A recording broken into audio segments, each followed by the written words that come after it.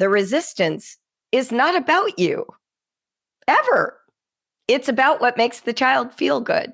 So when the child says, I don't want to write, they're not thinking to themselves, how can I show my parent I'm defying their authority? They're thinking, how can I avoid doing a painful thing?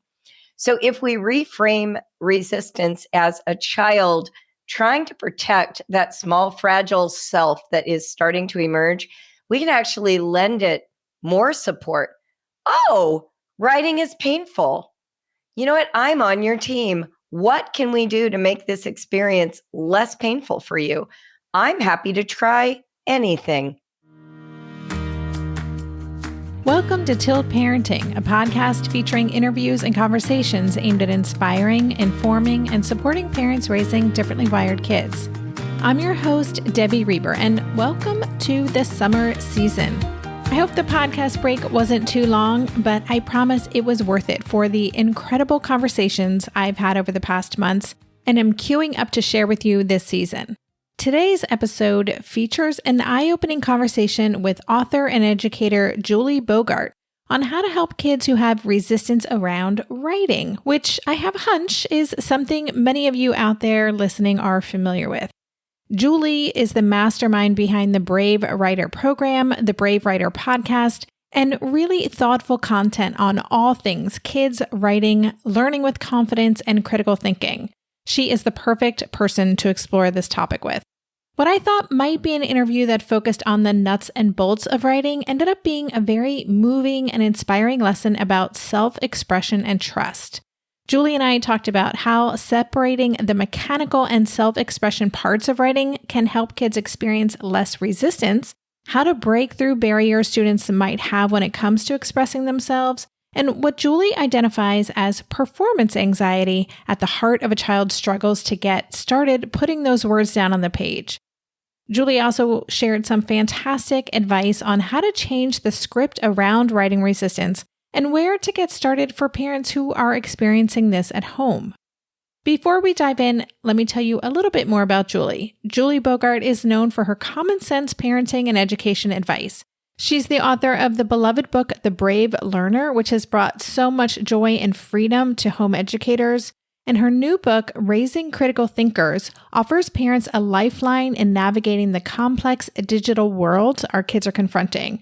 Her award-winning innovative online writing program, Brave Writer, has been around for more than 20 years, and it has reached students in nearly 200 countries. If you have a struggling writer, I hope this episode gives you comfort and confidence to meet your child where they're at and make meaningful progress in a way that feels good for the whole family. Before I get to that, if what I'm doing at Tilt Parenting and the guests I bring onto the show are providing support and encouragement and hope for your family, and you're ready to dive deeper with me and uplevel your parenting progress, I invite you to check out my membership community, the Differently Wired Club. Think virtual office hours, coaching calls, expert guests, monthly themes, connection with other parents like you, and much more. I used to only open the doors 3 times a year, but now there is an enrollment window open at the end of every month. Curious to know more? Visit tiltparenting.com/club for all the details and to get pre-registered. That's tiltparenting.com/club. And now here is my conversation with Julie.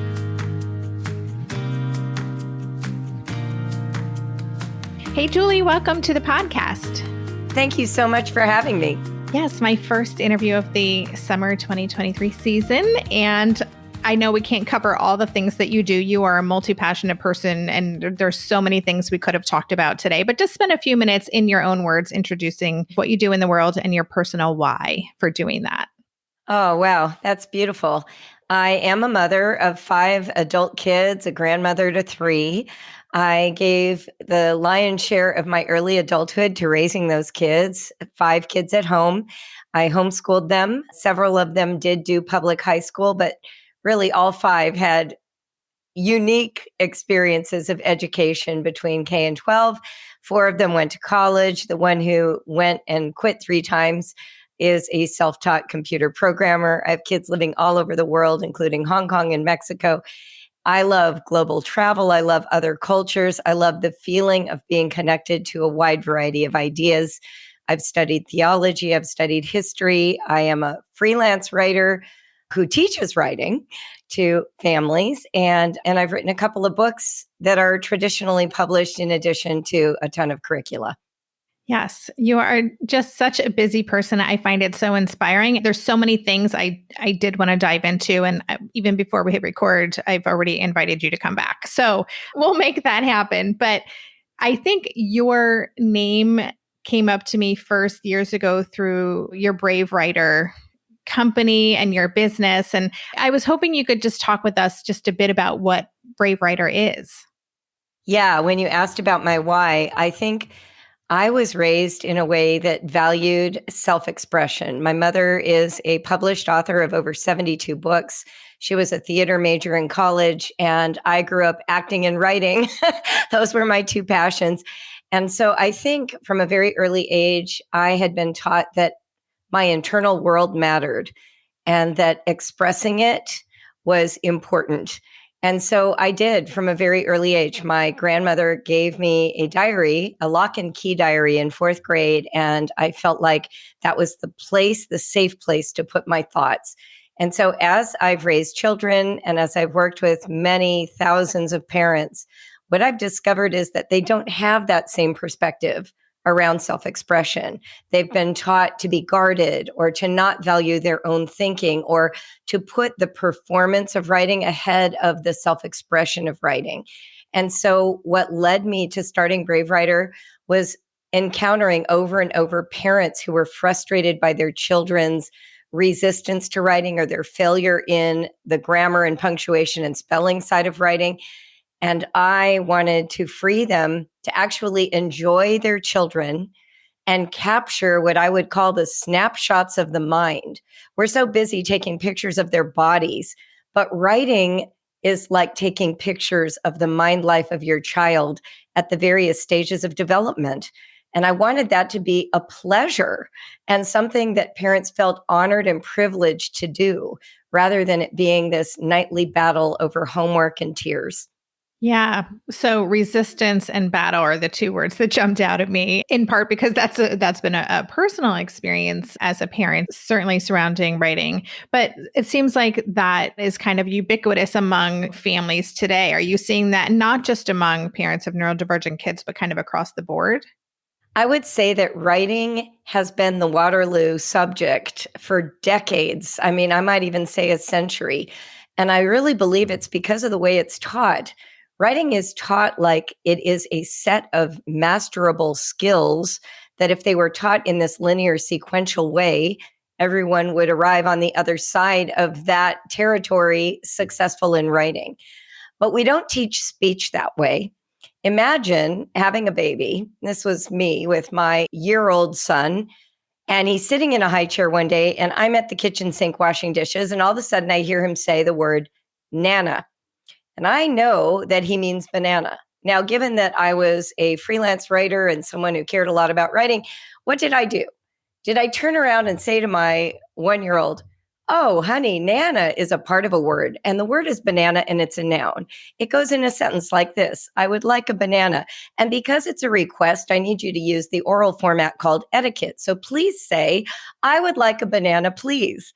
Would we say that to a 1-year-old? No. What we typically do is what I did, which is, oh my gosh, my 1-year-old's a genius. He said Nana. And then we would feed him 6 bananas, write it in the baby book, make an international call to your mother, yell for the husband to come down the stairs, right? We treat this milestone as expression, not as failure to speak. We treat it as the first evidence that this child will be a fluent speaker. And within 3 months, he's saying things like, me want Nana. And we don't correct his grammar. We get him a banana. And maybe over the next 6 months, we might playfully say, do you mean I want a banana? And then he might imitate you exactly with those words. I want a banana. And we don't say to ourselves, oh no, he used my exact words. I better not speak to him ever again, or I won't know if those words are really his. No, we encourage this playfulness, this modeling, this even highlighting and featuring an errant word. I know he called watermelons water lemons, And we still call them that, and he's 35 years old as a joke. So there was no doubt that this child would be a fluent speaker if we gave the appropriate support, enthusiasm, and offered those models. But for some reason with writing, we do it completely backwards. We're like, okay, now that you know how to read, here's a pencil, and we need you to write the thoughts in your head without spelling errors and accurate punctuation before we will value the content of what you're trying to communicate. And in Brave Writer, we flip the script. We take the professional writing instruction approach, the way that I teach adults to write, which is, hey, do you have something to say? Let's do our best to just get it out there. And then once we've got all these words out on the page or the screen, we can treat it like Play-Doh and reshape it into the thing you meant for it to be. But we don't worry about things like punctuation, spelling, or grammar until we've gotten the self-expression. Because who cares about all that if we don't care about the meaning of the content? So it sounds like from a pretty early age, we're almost fostering a dislike of writing because it's not associated with expression. It's associated with rules and a certain template or one way this needs to look. And I could see how for all kids really, but especially differently wired kids who often like to put their own spin on things or really approach learning in their own unique way, that could really present a lot of challenges. Part of what we want to communicate to every child, whether they're neurodivergent or not, is that they are already authors simply by being a human. The first evidence that they're an author is their parent writes down their first word in a baby book. And the moment you've written down something someone else said and it can be read back by other people, you are now an author. So where we begin in the writing life is letting the child have the pleasurable experience of being read. And that starts with jotting down their words for them. So for kids who have ADD or autism or struggle to read and write, like with dyslexia or dysgraphia, giving them the awareness that their ability to be an author is not contingent on mastery of the mechanics of writing is such a liberating moment. I had 2 kids out of 5 that were neurodivergent. One had ADHD, which was undiagnosed for most of his life until he was 25, but he was still that kid. And the other one had dysgraphia. And both of them I supported by writing their words for them when they were in that sort of burst of self-expression in the early years. And as they got older, of course, we were working on the mechanics, but we worked on the mechanics independently of that self-expression. In other words, I like to say we use someone else's writing to teach a child the mechanics of writing. And we use their writing voice to help them experience being an author.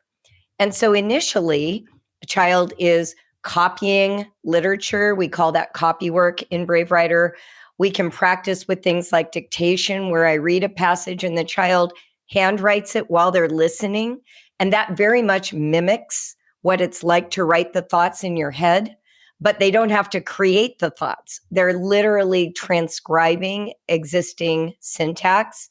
Meanwhile, when they go to write their own thoughts, we give them permission to be as clumsy and playful as they are when they're learning to speak. So we call that free writing. That is a term I got from Peter Elbow, who was professor emeritus at Amherst University in Massachusetts. And he really wrote the book on free writing in the 90s and early 2000s.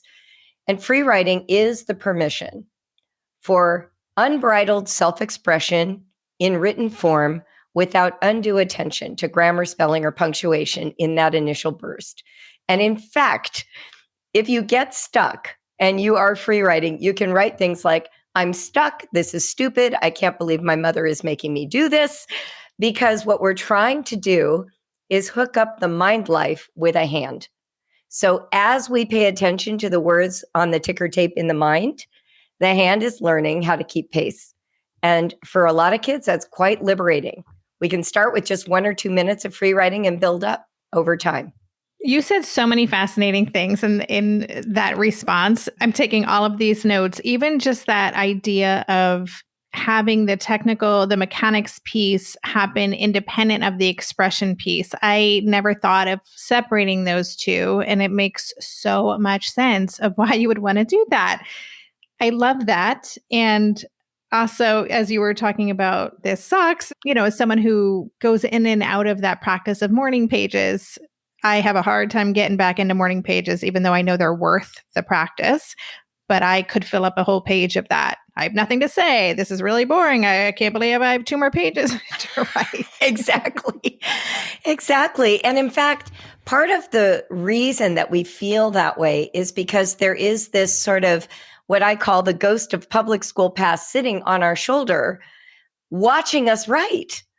And so part of the practice of free writing or morning pages or whatever is to help us learn how to flick her off our shoulders.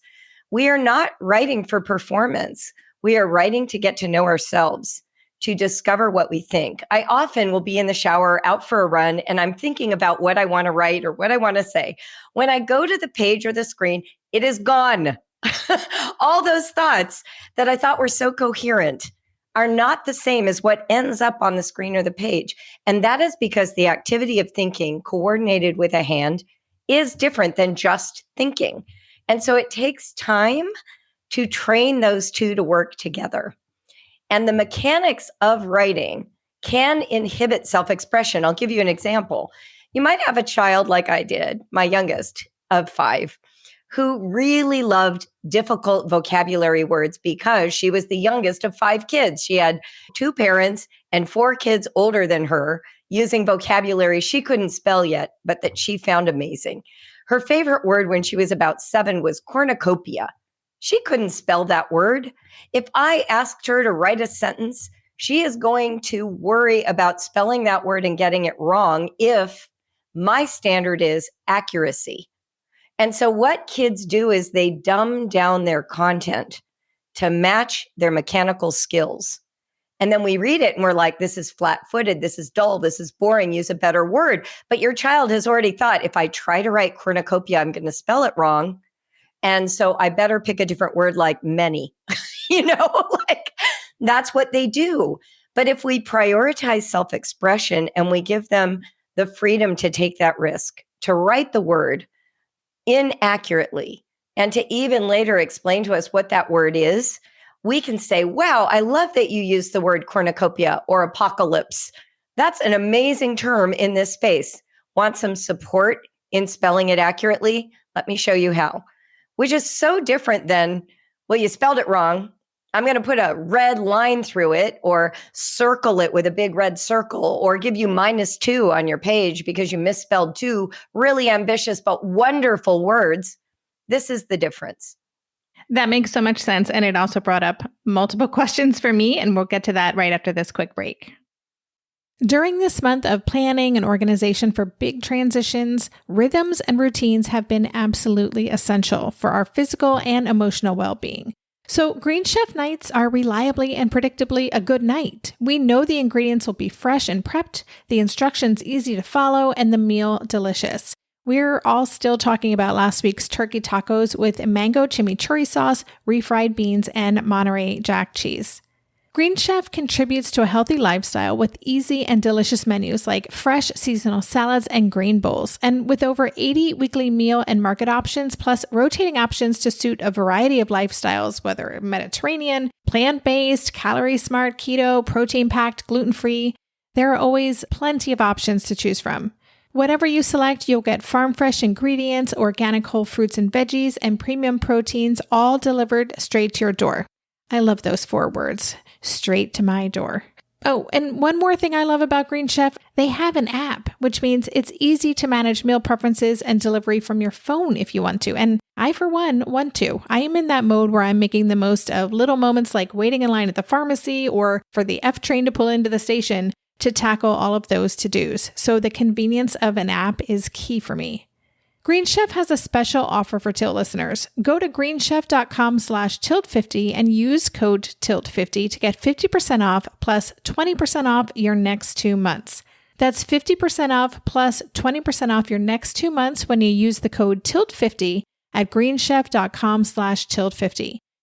Maybe I've watched too many seasons of The Amazing Race, but every time I have to go somewhere on the subway, I treat it like a competition. It's all about making the right gut decisions about which route will get me there the fastest. Sometimes those decisions get me where I'm going early, and other times my gambles don't really pay off. Probiotics can't help with most gut decisions, but if your gut needs a little support, Ritual has your back. Their Synbiotic Plus, a 3-in-1 supplement, has clinically studied prebiotics, probiotics, and a postbiotic to support a balanced gut microbiome. I've been using Synbiotic Plus for about 6 months now, and it's become a core part of my morning routine. I take the mini capsule every morning while making my way through my inbox, whether I'm at home or I'm on the road, because it doesn't need to be refrigerated. And the capsule itself is delayed released, which helps it survive the harsh conditions of the upper GI tract for delivery to the colon. And that's exactly where we want it to go. Ritual invested in a study modeling the human colon, which showed that Synbiotic Plus significantly increased microbial diversity and the growth of beneficial bacteria. There's no more shame in your gut game. Synbiotic Plus and Ritual are here to celebrate, not hide your insides. Get 25% off your first month for limited time at ritual.com/tilt. Start Ritual or add Synbiotic Plus to your subscription today. That's ritual.com/tilt for 25% off. One of the things you said I thought was so interesting. You said that the activity of thinking with a hand is a very different experience. And that made me think of other ways of writing. I don't know if it was a podcast I listened to. I heard you talking about this. Something that I used to do was be the typist for my child. And so a lot of me being a transcriber, and there's so much voice to text. Is that a different process still from writing with your hand? And I just would love to know your thoughts on the different support systems or assistive technology and how that influences things. Yeah, so I am a huge fan of this notion of what I call jot it down, jotting down your child's words for them. That can start as early as age 2 or 3, and it can continue until the child is feeling pretty fluent in reading and handwriting. At that point, you do want to make the transition where the child starts to practice owning that feeling of thinking in their minds and using their hands.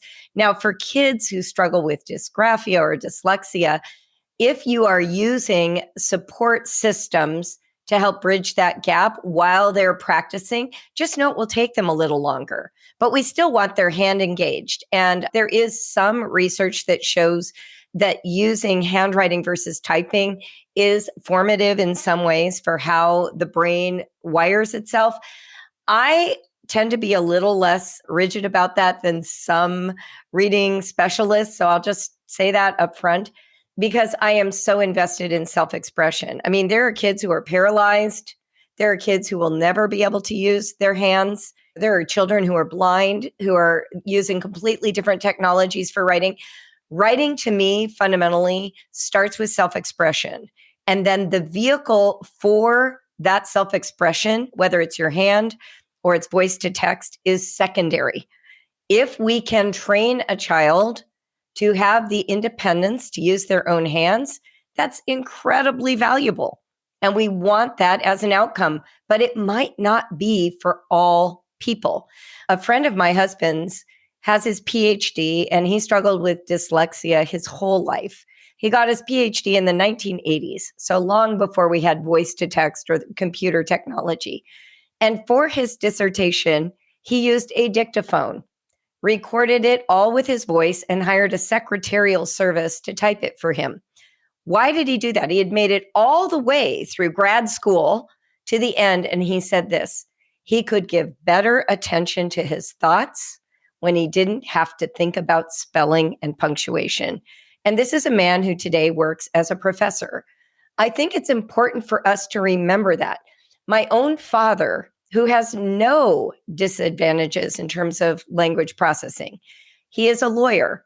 For 50 years of his career, he typed not a single deposition, letter, or brief.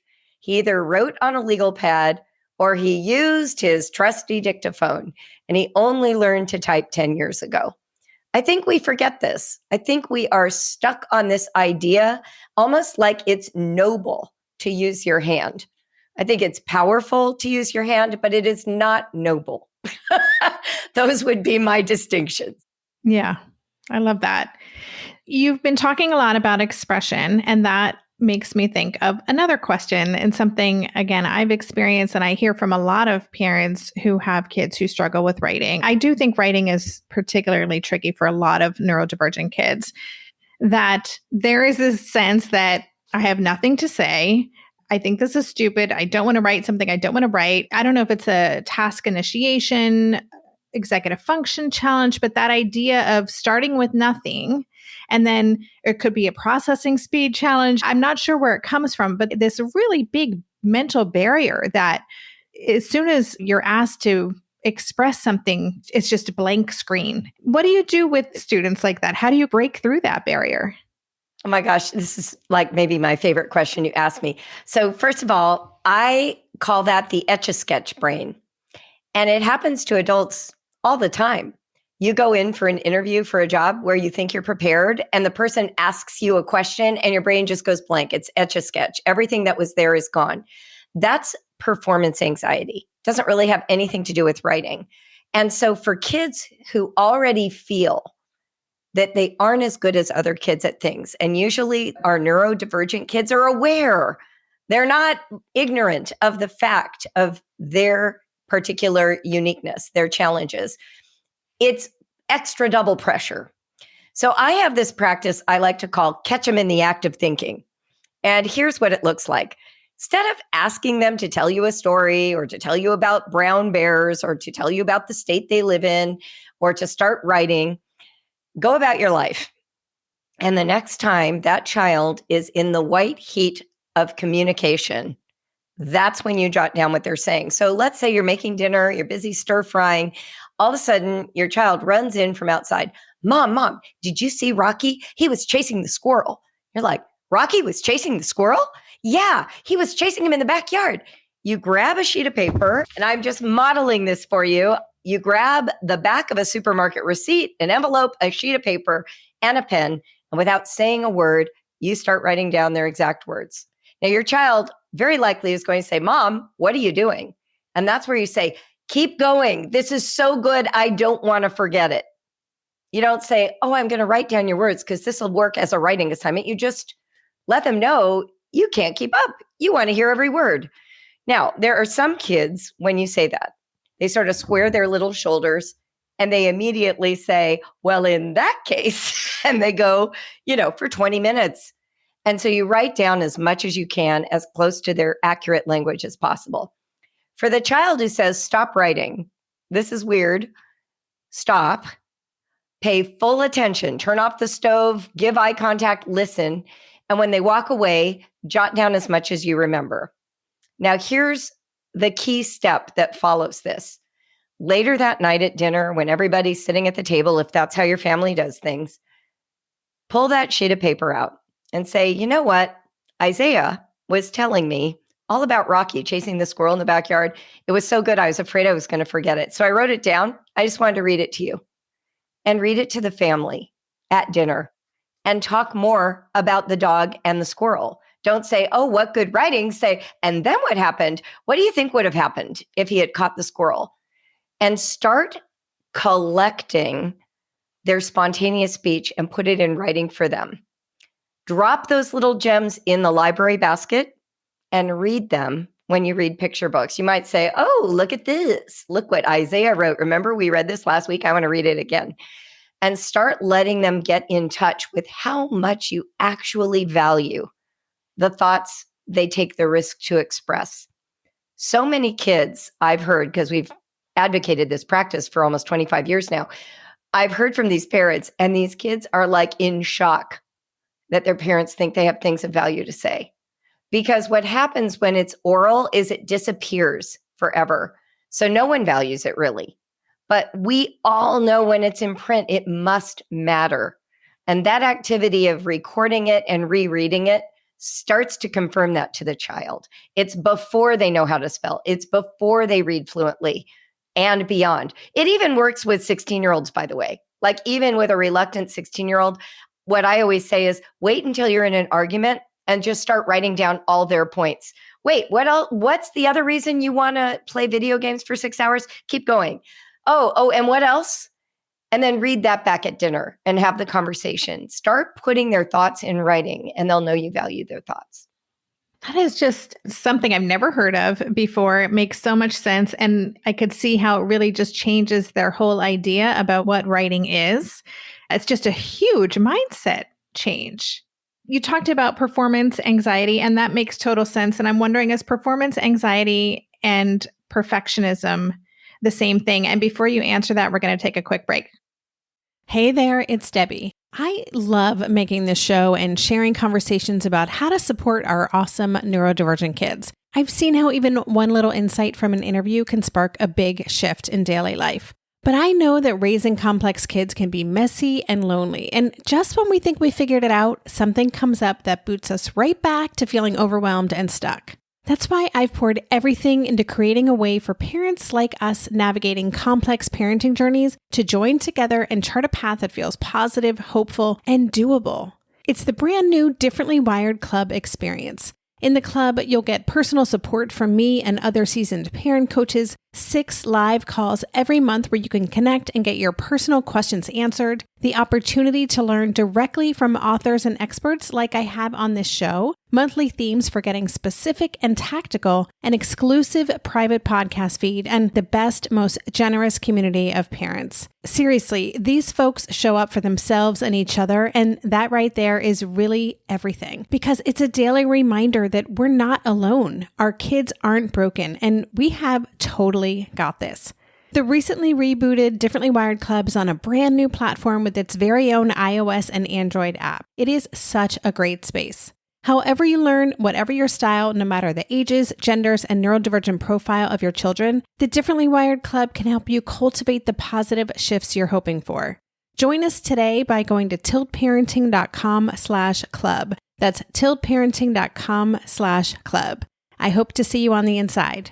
Lynn, this time of year, parenting can be such a flusterclux. You've come to the right place. I'm Lynn Lyons, and I've been treating anxious families for over 30 years. I'm Lynn's sister-in-law and co-host Robin Hudson. Join us for Flusterclux, a podcast for parents who worry. Wait, that's everybody. Yeah, these last few years have felt like one long anxiety attack for so many. Why do you think parents are always surprised that a podcast about anxiety relates to them, even if no one in their house has an anxiety disorder? Well, worry is human. Everyone does it, and anxiety shows up when we face uncertainty. All the parenting tips you've taught me have been essential. I love to break it down into skills we need to manage worry in our families. We've covered so many topics: depression, burnout, meltdowns, perfectionism. Don't forget scary mothers-in-law. Right, but of course that's not my mother-in-law. Because that's my mother. And a listener. As a psychotherapist, I like to teach parents and kids how to respond to everyday moments in healthy ways. Managing anxiety really can be taught. It really can. And I'll even tell you what to say. We talk about serious stuff,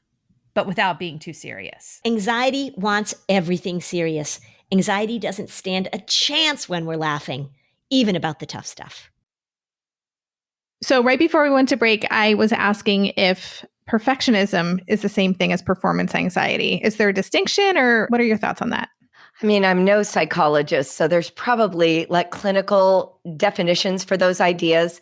But I would say this: perfectionism, well, listen, this is what I say. You're welcome to argue with it. I think perfectionism is passed down in the family. I think most children who are perfectionists have parents who are a little bit too perfectionistic themselves. And the best cure for that is to blatantly stop. The recommendation I make to lots of moms is the only way your child knows that you mean it when you say, really, I don't mind if you misspell. I don't mind if you forget punctuation. It's okay if you just make mistakes, is to leave the lunch dishes out for 3 hours after you ate while you go and play with Legos.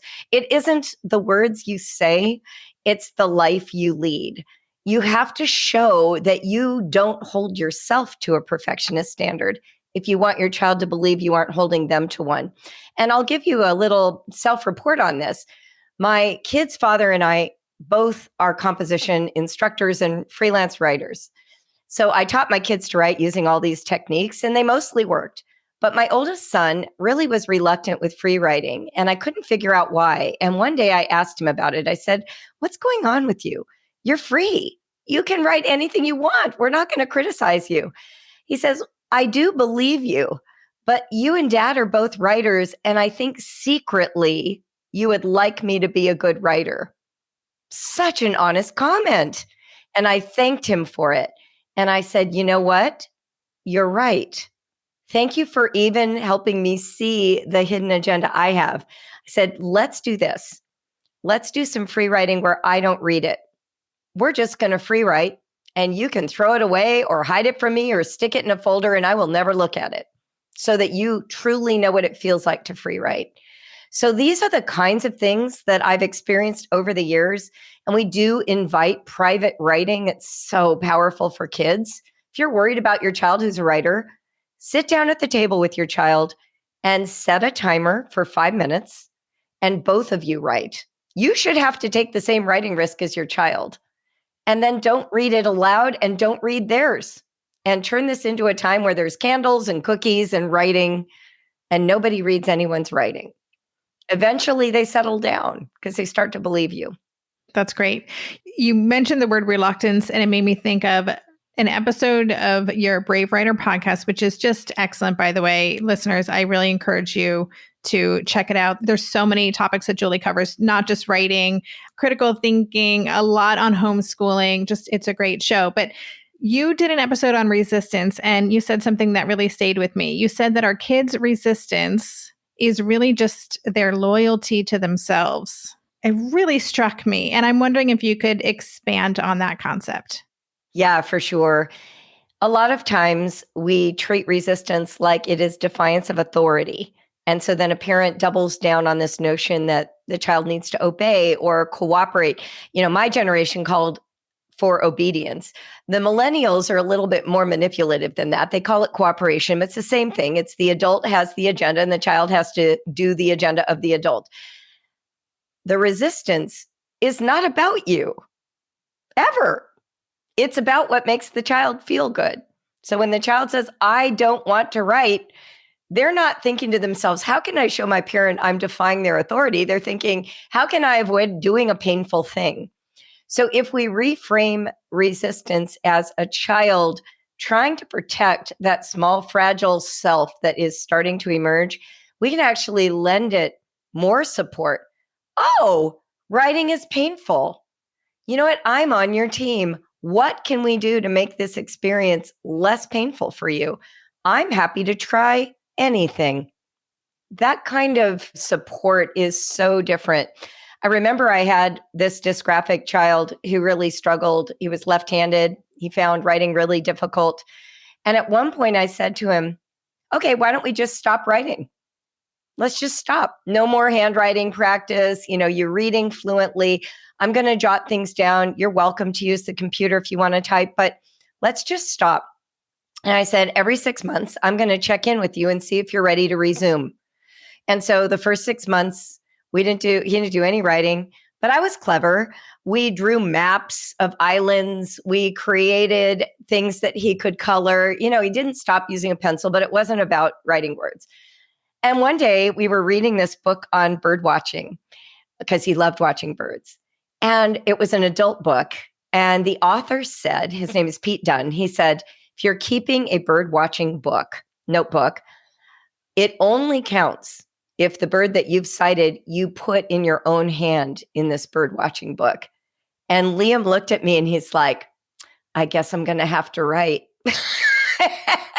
And the next thing you know, we're going like to the zoo, which really isn't supposed to count in your bird book. And he's writing down toucan, he's like seagull. It was adorable. And I'll never forget how he found a way for himself. Later, he had to fill out some form for lacrosse with the team, like 2 years later. And he said, Mom, I'm ready for some therapy because I want to be able to fill out this form and really be able to do it. All during that time, I was jotting things down. He was typing. We were reading. I think sometimes we're in this big urgency to overcome resistance instead of providing the supportive environment that helps them overcome it themselves. I love that story so much. And it's so in alignment with what we talk about at Tilt. And we talk a lot about respecting our kids' unique timelines and how much more confidence they can have when they learn something on their own terms and that sense of agency. And also, I love that you're like, every 6 months you checked in. Like, that is not, we got to figure this out the next weekend because this has to happen. Or, I love that reminder too, to just slow down and create the space and the environment so that a child can come to it on their own terms, which is going to feel so much better. I want you to share how listeners can learn more about the support you offer through Brave Writers, but could you maybe just give us one or two pieces of advice for parents who are out there who've got kids, whatever age, who have just a tremendous amount of resistance around writing, are convinced nothing's going to work for them? What would you say to those parents of where they could start? Yeah, that's so good. There was a quote a friend of mine shared with me years ago, and it's now been attributed to me, but I'll just full disclosure, I did not create it, but I have affirmed it. And it is this: there are no educational emergencies. There are none. Your child is where your child is. And we work with the child as a human being, not a grade, not an age, not a neurotypical or neuroatypical deficiency. We work with the child in front of us. And in Brave Writer, that is where we always start. This son that I just mentioned with dysgraphia, he did 4 years of junior high, not 3. He was homeschooled. And when it was time for high school, he didn't feel ready. And I'm like, all right, another year. He finished high school. He took another year off. He started college at 20. It was the perfect timing for him. And during all those years, he came to the point where he wanted professional support on his dysgraphia, and he got it. I think it was between the ages of 11 and 13. I think it's really important to remember that we are dealing with human beings, not collections of symptoms. And sometimes when we're reading books, we get really focused on how to fix something. I was listening to an Instagram parent guru today, and she said, whenever I look at my child, I think of what is the thing I'm working on with them so they'll grow. And I thought, I would never recommend that. I would rather start with, what am I seeing that I can affirm and fan into flame? I love what you just said. That vocabulary word really struck me. Tell me more about that. Oh, you're gaming. I want to sit and watch you play. I'm going to take notes on that game you're playing. I want you to teach me how to play it. Can we write down the steps I need to take? Actually use their expertise against them so that they start to experience themselves as powerful in the world. And in Brave Writer, that is what we're about.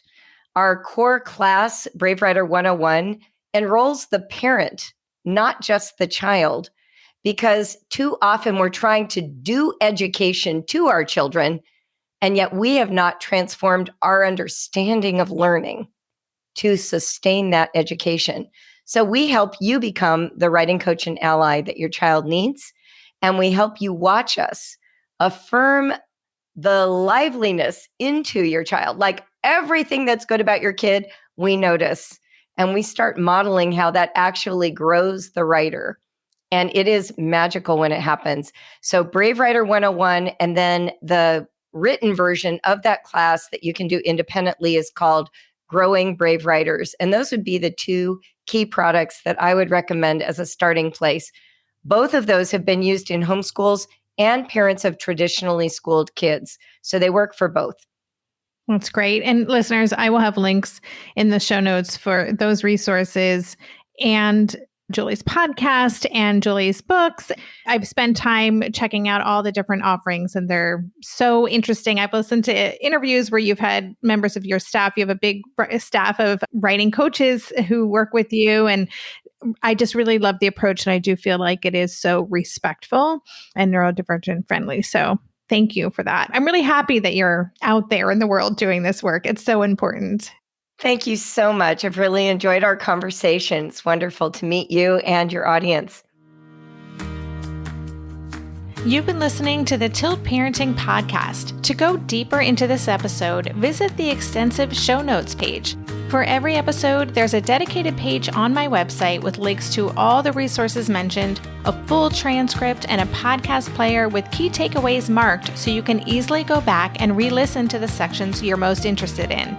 Just go to tiltparenting.com/podcast and select this episode. The Tilt Parenting Podcast is hosted by me, Debbie Reber, author of the book Differently Wired and the founder of Tilt Parenting. This episode was edited by Andrea Curtis Amasquita, and show notes were put together by myself, Andrea, and Lindsay McFadden. If you get a lot out of this podcast and want to help cover the cost of its production, please consider joining my Patreon campaign. On Patreon, you can sign up to make a small monthly contribution, as little as $2 a month, and it's super easy to sign up. Just go to patreon.com/tiltparenting to learn more, or click on the Patreon link on any show notes page. To follow Tilt Parenting on social media, go to @tiltparenting on Instagram and Twitter and on Facebook. Lastly, please help this podcast stay visible and easily found by the listeners who need it by subscribing and leaving a rating or a review on Apple Podcasts or wherever you listen to podcasts. Thank you so much. And that's all for this week. Stay safe, stay well, and take good care. And for more information about this podcast or any of the resources that Tilt offers, visit tiltparenting.com.